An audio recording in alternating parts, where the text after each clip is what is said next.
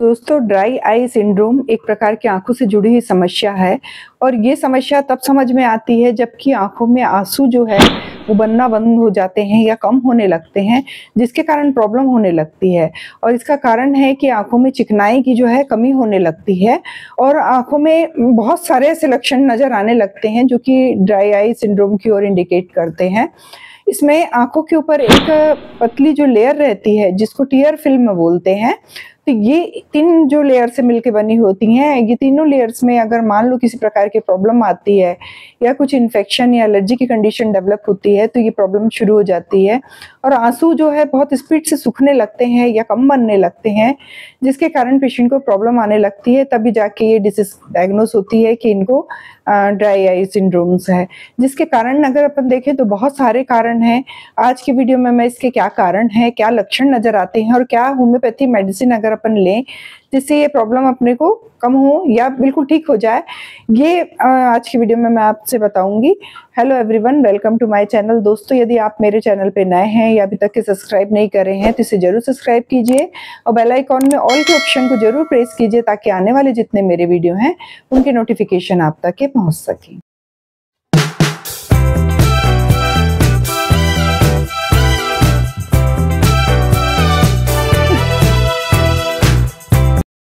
दोस्तों, dry eye syndrome के अगर कारणों की बात करें तो उसमें सबसे पहला कारण आता है एज। जैसी एज बढ़ती है तो आंखों के जो आंसू की ग्रंथियां हैं उससे सिक्रीशन कम होने लगता है। बढ़ती उम्र के कारण भी बहुत सारे ऐसे लोग रहते हैं जिनको 50 साल की उम्र के बाद अगर अपन देख रहे हैं कि आंसुओं का निर्माण कम होने लगता है और इस प्रकार की ड्राई आई सिंड्रोम की प्रॉब्लम आने लगती है जो कि एजगत है। अगर सेकेंड कॉज देख रहे हैं अगर अपन इसका, तो किसी प्रकार की ड्रग के साइड इफेक्ट्स के कारण होता है। बहुत सारे ऐसे पेशेंट हैं जो कि दूसरी बीमारियों से सफर कर रहे हैं और वो कुछ मेडिसिन ले रहे हैं, जैसे कि एंटी हिस्टामिन जो मेडिसिन रहती हैं, एंटी एलर्जिक जो मेडिसिन रहती हैं, या हार्मोन्स रिप्लेसमेंट जो थेरेपी चलती है, किसी को किसी प्रकार के लंबे टाइम तक के हार्मोन्स की टैबलेट्स चल रही हैं, या फिर जिनको हाई बीपी की मेडिसिन चल रही हैं, तो उनके साइड इफेक्ट के रूप में भी ड्राई आई सिंड्रोम की प्रॉब्लम पाई जाती है। सारे ऐसे लोग रहते हैं जिनको किसी प्रकार की जो डिसीज है, जैसे रूमेटिक अर्थराइटिस के जो पेशेंट रहते हैं, रूमेटॉइड अर्थराइटिस के कारण या फिर वेस्कुलर किसी प्रकार की डिसीज है उनको, या विटामिन ए की डेफिशिएंसी है, या थायराइड के जो पेशेंट रहते हैं, तो ऐसे पेशेंट में भी अपन देखते हैं कि जो है ड्राई आइज की प्रॉब्लम धीरे धीरे डेवलप होने लगती है, जो इनको ये डिसीज के कारण हो सकती है। और नेक्स्ट कॉज देखें तो बहुत लॉन्ग टाइम तक के अगर कई फीमेल्स ऐसी रहती हैं जो कि कॉन्ट्रासेप्टिव पिल्स यूज करती हैं, जिसके कारण उस मेडिसिन के साइड इफेक्ट के रूप में भी अपन देखेंगे तो ये ड्राई आइज की प्रॉब्लम पाई जाती है। इसके अलावा बहुत कुछ हद तक के जो है वेदर जो है डिपेंड करता है। बहुत एकदम ठंडी हवा में अगर कोई लोग बाहर निकल गए हैं, या बहुत एकदम ड्राई जो एयर चल रही है, लू चल रही है धूप में, गर्मी में, जो कि अपनी आँख की ये जो पतली जो लेयर जो रहती है जिसको हम टियर फिल्म बोल रहे हैं, इसके कॉन्टेक्ट में आने के कारण ड्राई आई की प्रॉब्लम हो जाती है। एलर्जी कंडीशन के कारण हो जाती है कि बहुत सारे लोगों को ये डस्ट पार्टिकल्स अगर आंख पे कांटेक्ट में आ रहे हैं, या ये ठंडा और गर्मी जो है डायरेक्ट एक्सपोज हो रही है उनके आई से, तो उसके कारण एलर्जी के कारण प्रॉब्लम के कारण भी अपन देखते हैं कि ड्राई आइज की प्रॉब्लम पाई जाती है। नेक्स्ट कॉज हो सकता है कि जो कई बहुत सारे ऐसे लोग रहते हैं कि जो लंबे टाइम तक के कॉन्टैक्ट लेंस का यूज करते हैं, जो कि आजकल ये कॉमन देखा जा रहा है कि जो अब अधिक एज के नहीं है लेकिन लेंस का यूज ज्यादा कर रहे हैं, कॉन्टैक्ट लेंस का लॉन्ग टाइम तक यूज करने के कारण भी ये प्रॉब्लम पाई जाती है। या फिर जिनको लेजर सर्जरी हुई है आई की और उनकी जो नर्व की जो सेंसेशन है, सेंसरी नर्व है, वो अफेक्टेड हो रही है, जिसके कारण अपन देख रहे हैं कि ड्राई आइज की प्रॉब्लम पाई जाती है। लेकिन वो धीरे धीरे फिर अगर सर्जरी के बाद कुछ टाइम तक के है, फिर वो धीरे धीरे अपने आप रिकवर होने लगती है। तो ये बहुत सारे ऐसे कारण हैं जो कि अगर अपन कारणों को पहले ध्यान रखना जरूरी है कि किस कारण से अपन को जो है ड्राई आई सिंड्रोम की प्रॉब्लम पाई जा रही है। अब अगर अपन इसके लक्षणों की बात करें कि लक्षण कौन कौन से नजर आते हैं, तो सबसे फर्स्ट लक्षण है एक तो टीयर का कम बनना। आंसू अगर आंखों में कम आ रहे हैं तो अपन देख रहे हैं कि जो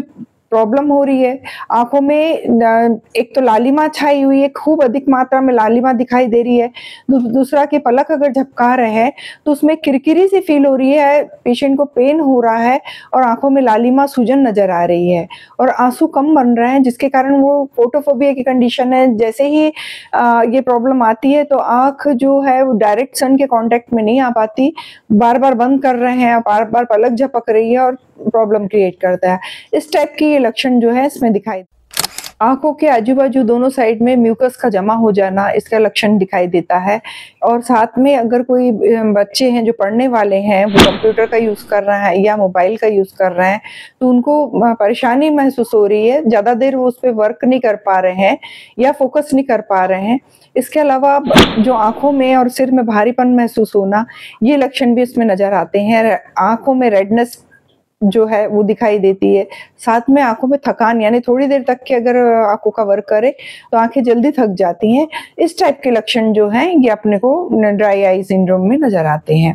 अब हम होम्योपैथी मेडिसिन की बात करें तो ड्राई आई सिंड्रोम में होम्योपैथी मेडिसिन, अगर किसी को प्रॉब्लम है और तुरंत उसमें रेडनेस नज़र आ रही है,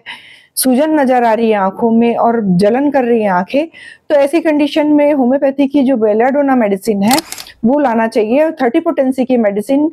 जब बहुत ज़्यादा प्रॉब्लम हो तो 10-10 मिनट में अपने को 5 से 7 डोज देना चाहिए। और जैसे ही ये